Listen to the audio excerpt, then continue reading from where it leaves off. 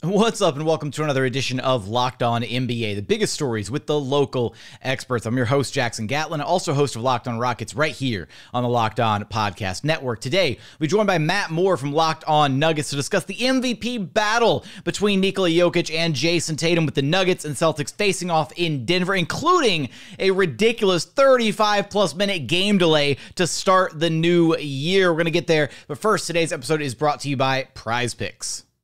Next game, how about taking Luka Doncic to score more than 26.5 points? Or I guess at this point, you could take him to score more than 36.5 points or maybe even 46.5 points and feel pretty good about it. What about LeBron James to have more than 7.5 rebounds? How about Kevin Durant to have less than 6.5 assists and maybe Steph Curry to have more than 3.5 three-pointers made? So what is Prize Picks, right? What is this daily fantasy sports option? Basically, you pick 2 to 6 players, and if they score more or less than their Prize Picks projection, you can win up to 25 times back on your money on any entry that you submit. There's no competing against other people. It's just you versus the Prize Picks projections available. Prize Picks offers projections on any sport that you watch. That's NBA, NFL, MLB, NHL, PGA, you name it. They've got you covered over at Prize Picks. Entries can be made in 60 seconds or less. It's that simple. They offer safe and incredibly fast withdrawals. Download the PrizePicks app or go to prizepicks.com to sign up and play daily fantasy sports. First-time users can receive a 100% instant deposit match up to $100 with promo code LOCKEDON. If you deposit $100, PrizePicks will give you $100. If you deposit $50, PrizePicks will give you $50. Don't forget to enter promo code LOCKEDON at sign up for an instant deposit match up to $100. Joining us now is Matt Moore, host of the Locked On Nuggets podcast. You can find wherever you listen to your podcast, including YouTube. Just search Locked On Nuggets. Now, Matt, we had 2 MVP candidates going head-to-head Sunday night, but the guy on the MVP ladder that I want to talk about is quite literally the guy who is on the ladder before we actually talk about Jokic and Tatum and head-to-head. The guy's trying to fix the rim in Ball Arena with just under 7 minutes to go in this game against the Nuggets-Celtics. And you were there. Please walk us through the hilarity of this game delay. All right, so Robert Williams throws down a dunk. It's a massive dunk. It's a very, very, very big dunk. And after that dunk, apparently one of the officials noticed that the rim seemed slightly off. So they paused to check it. They paused the game, officials timeout. To get a ladder, they have to go get the level. And that literally took, 3 to 4 minutes of just like, hey, we got to go get a level. Did not have a level handy. They go and they get the level. They check it. It's clearly off. Okay, so they start. So one guy's up on the ladder and he's trying to physically bang it back into like where it's level, and does it? Nope. Does it? Nope. Okay. All right. So we're going to have to like manually adjust this from the backside. So they get a second ladder, and now we got 2 guys on the ladder. And I want to note that like the guy behind the basket had like 3 guys holding his ladder, and the guy on the right had none. And like, I am concerned because I'm like, why does this guy get like 3 guys holding his and the other one's just like flopping in the wind? I can't help but think of a ladder match from wrestling. That's just what's going through my head is I'm waiting for the guy that's on the other side of the basket to just kick the ladder over.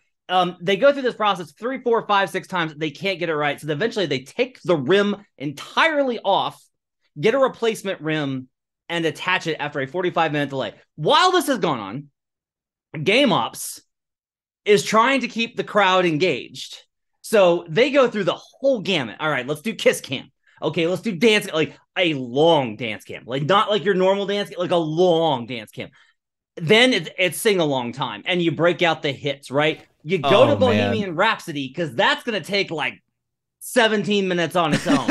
And the whole crowd's into it. Like they're vibing here on January 1st. Most of them probably hungover, and people are belting out Bohemian Rhapsody around the arena. They do 7 Nation Army. They go through all this. They have reached the wave portion of the evening when finally the game resumes. During this, the players are just like, they're trying so hard to stay warm, but that was a concern for a lot of us, is like the guys are going to get hurt because they've been sitting around. Marcus Smart, okay, so the Celtics go and they're like hanging out by the basket. Marcus Smart is in the key on the other end of the floor. He just sits down, and that's where he is the entire time, just rocking back and forth. Just Marcus Smart hanging out back and forth. Christian Brown of the Nuggets got into a rock, paper, scissors fight with some fans, and that's like how they pass the time. A truly bizarre scene to start off 2023. What a way to kick the year off. I think the best suggestion that I saw somebody float your way on the timeline was, had they tried getting Robert Williams to dunk on the other side of the rim to just level it back out. Like, I thought that was the best suggestion I saw throughout the evening trying to fix this. But let's talk about the actual MVP battle here. Just aside from the rim, who I guess, we could give the rim player of the game for this one. I don't know. But look, Celtics took the first meeting between these two teams. Nuggets take this one behind 30, 12, and 12 from Jokic. Bruce Brown was talking about Jokic after the game. He says, he's my MVP. He should be the league's MVP 3 times in a row. He's doing everything for us. I mean, what do you make of this type of game, Matt, between two MVP candidates in Jokic, Tatum, and kind of how it should impact the voting, further down the line? I mean, I never think that one game should determine anything. And it's funny because certain games late in the season are supposed to represent something. Well, what about this one? What if Tatum and Jokic, are we going to take this one? What about the first matchup where, Tatum obviously blew out the Nuggets entirely? But I do think what this kind of shows you is just when you watch tonight, you were able to see how much Jokic is unbeatable. There's been kind of this ongoing thing of Grant Williams being like a tough Jokic defender. He had some success against him. The problem is Jokic usually figures you out after two games. Is that it takes about 2 games for him to really figure you out. And then he remembers who you are and he goes, okay, I'm going to do this now. And he really did. He controlled them inside and out. And you look at Jokic, it's not just he had 30, 12, and 12, 10 of 13 from the field, 2 of 2 from 3-point range. Like the efficiency on top of the production is what you have to focus in on, as well as in being a plus 14. Look, I think a lot of this game, if you look at the macro, comes down to Boston shooting. When Boston is making their percentage of threes that they've made this season, they look like the best team in the league. They shoot 9 of 33 tonight, and they look outmatched. That's pretty basic stuff, right? Make or miss league. And I think for the Celtics, this was an outlier performance. Jaylen Brown was good. One thing notable, Jayson Tatum only got 4 threes up in this game. And I thought that was very interesting, that he was only able to attempt 4 threes. He's averaging 9 on the season. So the Nuggets really keyed in on trying to contain the Celtics on the 3-point line, and it actually was successful tonight.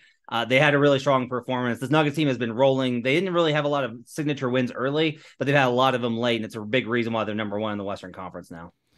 And talking about trying, the job it is to try and contain, both Jayson Tatum, Jaylen Brown, really trying to slow down the Celtics. Just how important and impactful have the additions of guys like Kentavious Caldwell-Pope, Bruce Brown been for this Nuggets team, and Brown especially having, had moments where he's, been kind of stepped into the starting lineup, at points throughout this season. Yeah, no Jamal Murray night, so Bruce Brown gets the start. That may have actually been a benefit for Denver in one part. Coach Michael Malone really likes the Bruce Brown and Jayson Tatum matchup. He hyped it up all summer when asked about Bruce Brown's impact. But Brown struggled with larger opponents this season. That's been a weak point for him. And what Malone did tonight instead was he really tried to mirror Tatum's minutes with Aaron Gordon. That's rare, by the way, that he adjusts his rotation to what the opponent is running. For example, Jimmy Butler was in the second quarter and fourth quarter in the last game, and he did not adjust those rotations. So it's clear that Malone wanted this one by putting Aaron Gordon on him. Gordon continues to be the second best Nugget this season. He continues to play at an all-star level. The big key is that Denver has multiple options now to defend these primary ball handlers. If they're small and quick, you've got Bruce Brown. If they are long and athletic and individual scorers, you've got KCP. If they're strong and powerful and versatile, you've got Aaron Gordon. And that combination really helps them in terms of trying to improve, especially when we know that Nikola Jokic is never going to be a great defender with given how much of his offensive load that there is at this point in his career. So those 3 guys, I think, have really made up for a lot. You got Christian Brown, who's giving them good minutes as a rookie. This Nuggets team has a lot better defense to show than they have shown early this season. That's one of the reasons why, despite their good record, I think they still have a lot of runway left the rest of the year. MPJ, Michael Porter Jr. missed 13 games with the left foot injury. He's been back in the lineup now for 6 games. How's he looked since getting back on the floor? Better. He's been more aggressive in attacking, and that's been a real benefit. One of the things that's been, kind of difficult is that MPJ, because he's such a great shooter, he does tend to settle a little bit. And you could tell that guy out on the scouting report, and guys were daring him to drive. He's been more aggressive in trying to attack the paint. Now, sometimes it's going to result in turnovers, but just the threat of him kind of evolving and working on that, becoming a 3-level scorer, because he's elite from 3-point range. He's elite on the pull-up mid-range.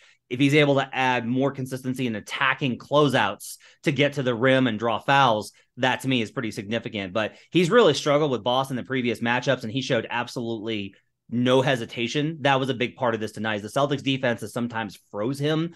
He was stepping into shots confidently, understanding how to get to those looks that he wanted, knock them down. 7-13 from the field, 3-7 from 3, 19 points. A really good night for MPJ versus a good defense. Will Nikola Jokic be able to add yet another MVP trophy to his trophy closet? Will the Nuggets be able to stay on top of the Western Conference? You're going to have us covered for all of that and more over at Locked On Nuggets. Matt, I appreciate you stopping by Locked On NBA with me. Thanks, Jackson.